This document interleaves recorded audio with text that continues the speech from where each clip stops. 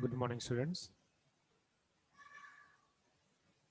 In the last lecture, we had discussed uh, what is interference, what is undercutting, that is what we had discussed. Interference in the involved gears, we had discussed. Then we had seen this particular diagram. Okay. Then undercutting, we had discussed what exactly the undercutting is. In case if we want to avoid the interference and the undercutting, we must have critical or minimum number of teeth on the pinion and on the wheel to avoid the interference. That is what we had discussed. But in case, suppose, if we can't go for that minimum number of teeth on both the gears, we have manufactured the teeth less than or more than the number what we got from that particular equation, then in that particular situation is we had seen the different methodologies by implementing which we can avoid the interference. That is what we had seen up till now. In those methodologies, first one was modified the modification of the profile of the tooth. So similar kind of mating surface or the mating profile are being manufactured with the same profile. That is what was the first method to avoid the interference. Then the second method to avoid the interference was if modification of the addendum of the pinion and the will. So here we had modified the addendum and dedendum of the pinion or of the will or of the both simultaneously. And by doing this so, we can avoid the interference, isn't it? Then nextly,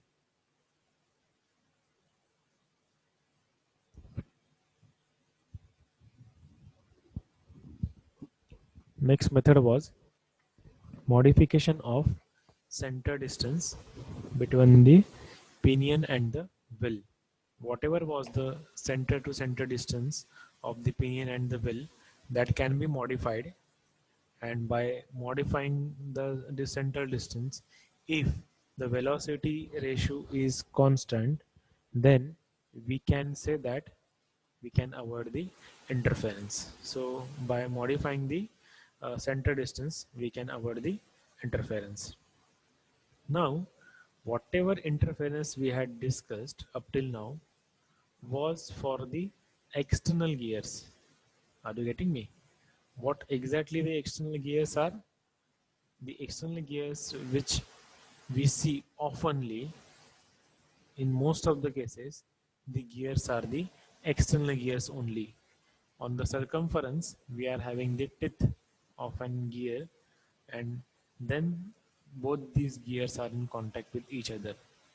So these whatever interference we had discussed, that was for the external gears.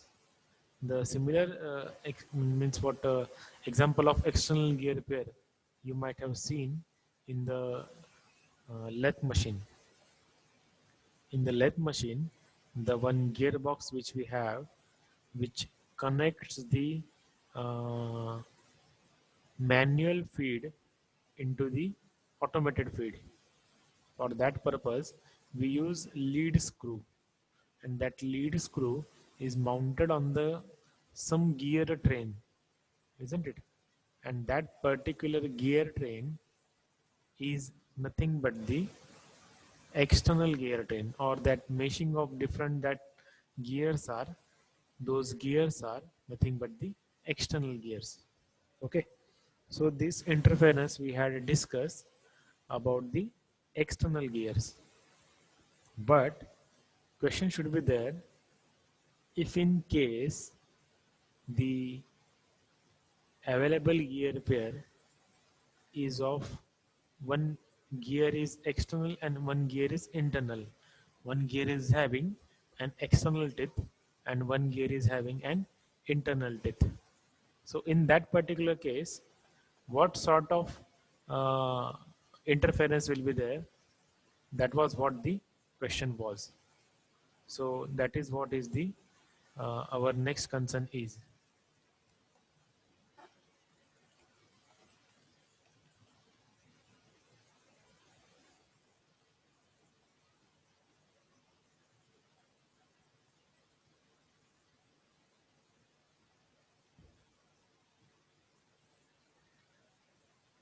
I will show you some images of the external gear.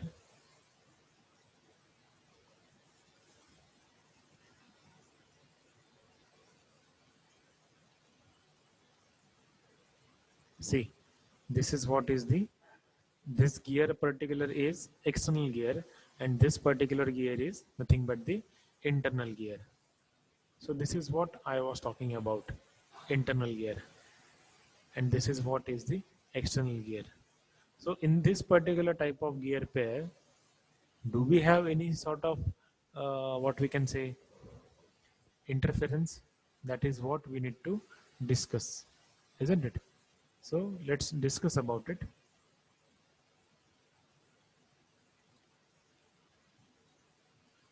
Now, so here what we can discuss is interference in the internal gears.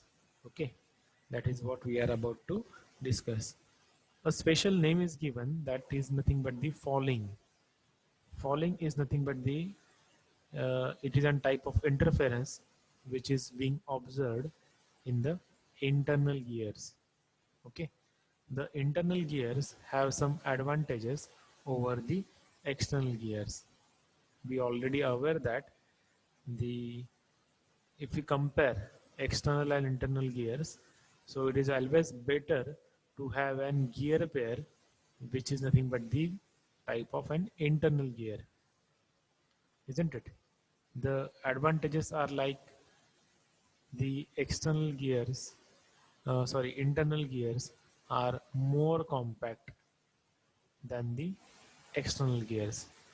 They drive what we have, or if we compare an external and internal drive, then we can comment that internal drive will be occupying the very less space. Means size, or what we can say, the compactness of an the internal drive will be more. Then next better thing about the internal gear is it has greater length of contact. Length of path of contact, what we had discussed in the external gears, that is nothing but the kp, which is more in case of the internal gears. So that is the another advantage of this particular internal gear, as this length of path of contact is more, so you can easily comment that the strength of an internal gears will be certainly more, isn't it? So the strength of the internal gears are always greater than the external gear pair. Uh, Similarly, it has a lower relative sliding velocity between the meshing teeth. The sliding velocity of the meshing teeth is comparatively lower in case of internal gears. So these are nothing but the different advantages of an internal gear pair or internal gear drive over the external gear drive. Okay, in the internal gear, two types of interference may take. First is the normal kind of interference, that is the mating of an involute profile of one tooth with the non-involute profile of the other tooth.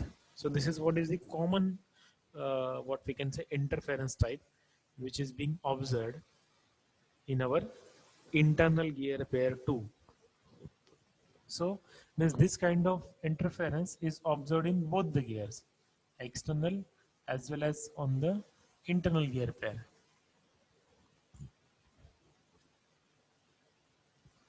So this is common to both. But what is the one more additional interference point is there. Sometimes the tooth profile is concave in the internal gears instead of an convex shape. In case of external gear, we have convex shape, but in case of this internal gear, we have concave shape.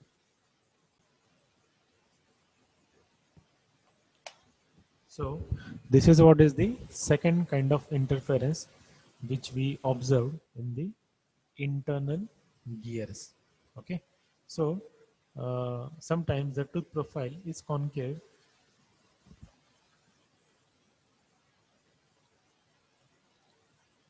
Okay, so sometimes the tooth profile is concave in the internal gears instead of convex as in external gears.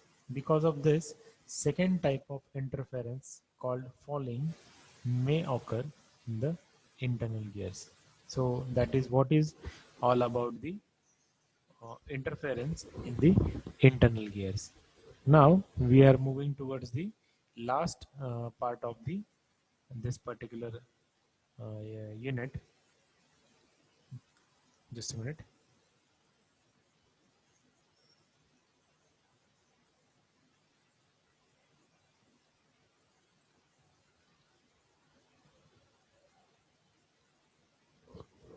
Okay, so now here we are moving towards the last part of our first unit, and then we will go to the numerical part of the first unit.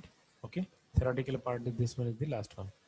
Okay, now these are the two gears which are in mesh and which are in contact. This is gear 1 and this is gear 2.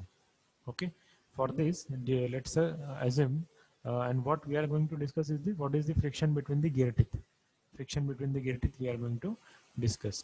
So let phi be the pressure angle. This is what is the pressure angle. Omega 1, omega 2 are the angular velocity of the pinion and the wheel. Ft, so this Ft, tangential frictional force. This is nothing but the tangential force acting at the point of contact. So at the point of contact, this is what is the tangential force which is acting. Then this is what is the Fn. Fn is nothing but the normal force acting at the point of contact. Okay, this is nothing but the normal force which is acting at the point of contact and whose magnitude can be found out by Ft upon cos phi, whose magnitude is Ft upon cos phi. Then velocity of sliding Vs is nothing but the velocity of sliding. Then mu is nothing but the coefficient of friction between the materials of the two machine gears. So whatever the coefficient of friction between will be there, that is nothing but the mu. Then this small r is nothing but the pitch circle radius of the pinion. Then capital R is nothing but the pitch circle radius of the wheel. Okay. Now the velocity of sliding between the gear teeth is given by Vs is equal to omega 1 plus omega 2 into distance between the point of contact and the pitch point. Then maximum sliding velocity occurs during the path of approach. So whatever the above equation, maximum will be into Kp. Minimum velocity will be 0, okay, and mean velocity will be omega 1 plus omega 2 upon into r cos phi into theta by 2.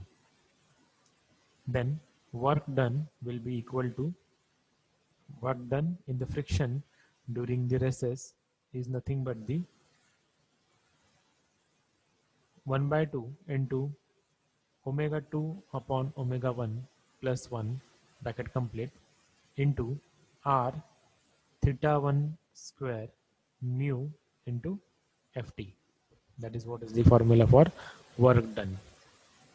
Total work done in the friction during the total path of contact is equal to 1 upon 2 mu into ft into bracket small r plus capital R upon small r into capital R, bracket complete, into, in first bracket, r theta 1 bracket square plus capital R into theta 2 bracket square.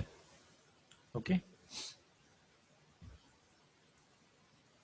If L1 be the path of approach, L2 be the path of recess, L be the total path of contact, then L is equal to L1 plus L2, where work done will be equal to K into L2 square plus L1 square, and where K is 1 upon 2 mu Ft R plus R, and R plus R into R is equal to constant.